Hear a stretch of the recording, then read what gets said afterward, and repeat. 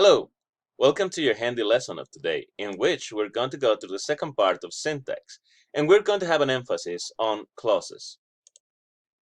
The content we are revising today is the definition of clauses, then the two types of clauses, independent and dependent clauses. And from the dependent clauses, we have noun, adjective, and adverb clauses. Let's start with the definition of clauses. Well, we have two definitions here. The first one says that a clause is comprised of a group of words which includes a subject and a finite verb, in which the subject can be mentioned or not. It could be hidden, but the verb must be there and distinguishable. Another definition, according to the Webster Dictionary, is that a clause is a group of words containing a subject and predicate, and functioning as a member of a complex or compound sentence. Let's take a look at independent clauses. Okay, independent clauses are clauses that can stand alone by themselves, meaning that we have the subject and the verb, and they together will make a meaning, all right? They will not lose their meaning and they will make total sense. For example, we have some examples here connected by a conjunction.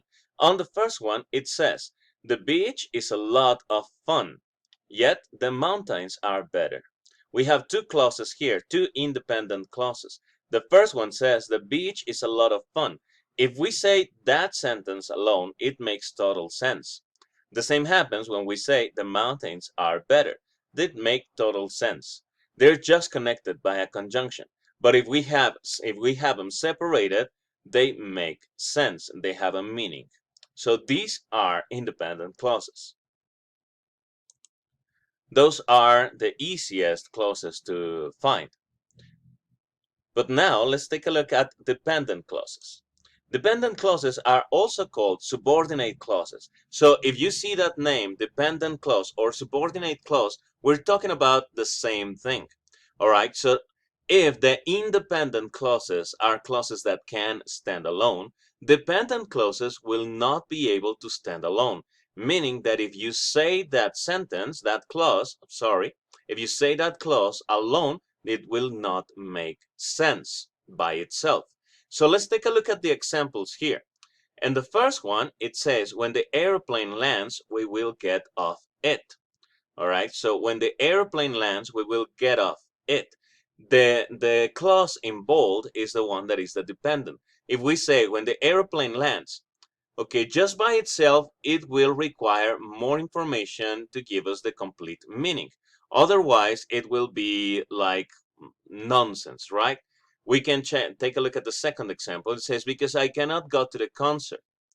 If we say only that sentence, it will lack meaning, right? We will need to say something else to give it a complete meaning. Just alone, it will not make sense. So these are dependent or subordinate clauses.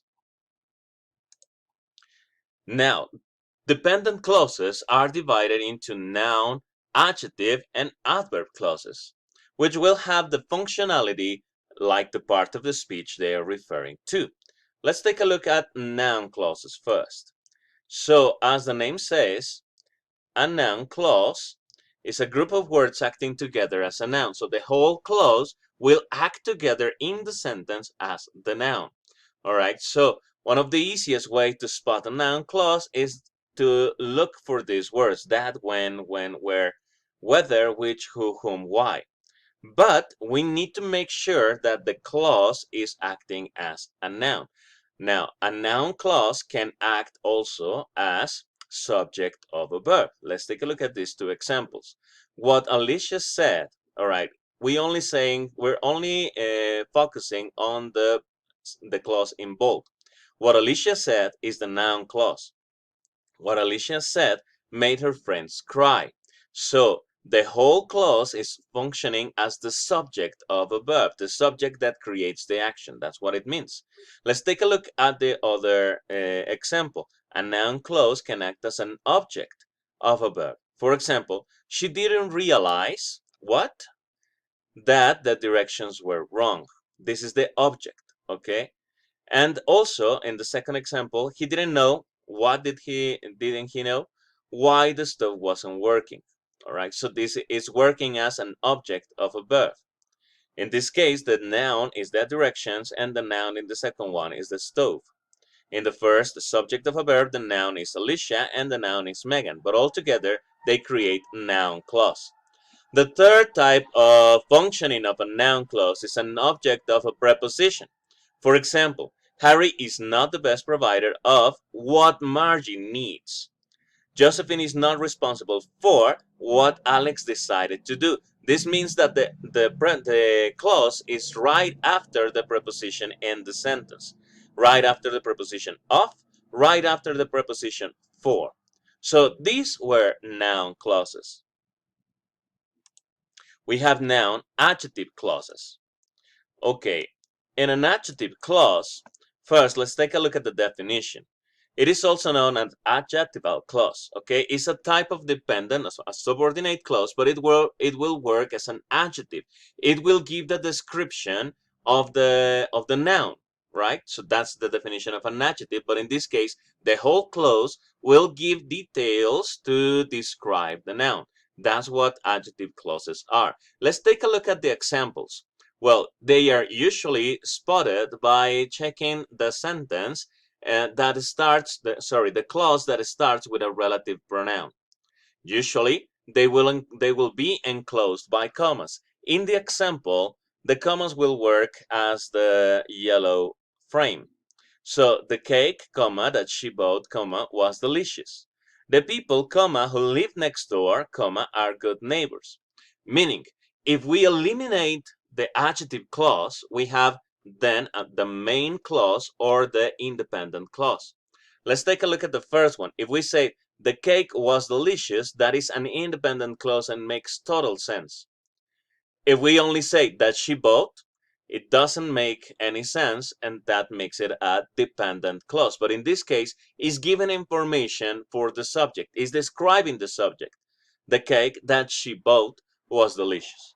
Now, we have something else for your information.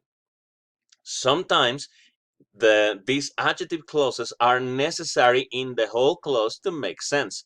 For example, the example that we have here, I don't like children who eat ice cream with their hands. If we eliminate who eat ice cream and we say, I don't like children with their hands, that still doesn't make total sense. So, who eat ice cream, it gives us the complete meaning of the whole sentence. When this happens, it is not necessary to enclose the dependent clause in commas. So these were adjective clauses. Then we have adverb clauses. All right, just like adjective clauses, the adverb clause will work as the name of the part of a speech that we're saying. They will work as an adverb. What does an adverb do? An adverb describes a verb or another adverb. So this is the functionality that the adverb clause is going to have in the sentence. So how to spot an adverb clause? Well, we will also look for relative pronouns, but in this case, they will answer to questions such as when, how, why, or where. Let's take a look at the examples. If Sam calls, is this a conditional? If Sam calls, please tell him that I will be late. If Sam calls, that will be the adverb clause, right? Because it's describing the verb in the condition, if he calls. The next one, we played in the garden when until the sunset. Okay, though she was busy, Alice helped the young boy. So we have there an adverb. Though she was busy, Alice helped the young boy. John went home after he finished his lunch. The whole clause is describing the verb, right? When did he go home? After he finished his lunch. Okay? In the second set of examples, I cannot go on holiday. This is giving us a reason. It's giving us manner. It's giving us time, place, condition, and purpose. These are the functionalities of adverbs as well. So if you take a look at the examples, you will find the answer for a reason, manner, time, place, condition, and purpose. So this is what an adverb clause does. Now, for your information, an adverb clause can be placed in the beginning, in the middle, or in the end of a sentence, unlike the adjective clauses, which are usually in the middle of the sentence. Adverb clause can be placed anywhere in the sentence, but if they are placed in the middle, they will also be enclosed by commas. So these were all the types of clauses that we have. Then we have the time to practice. But before you go and click on the link to play on relative clauses is another way to call subordinate clauses. Okay, so before you go and click on the link for Educa Play, let me tell you the next topic in your assignment. Our next topic will be on semantics. And what I'm going to ask you to investigate and to look up is, what are the semantic roles? What are the roles in semantics? What are semantic roles? That will be your assignment. And finally, last but not least, we have the references used to create this handy lesson. Okay, so I hope that it has been useful, and thank you very much for attending today's lesson.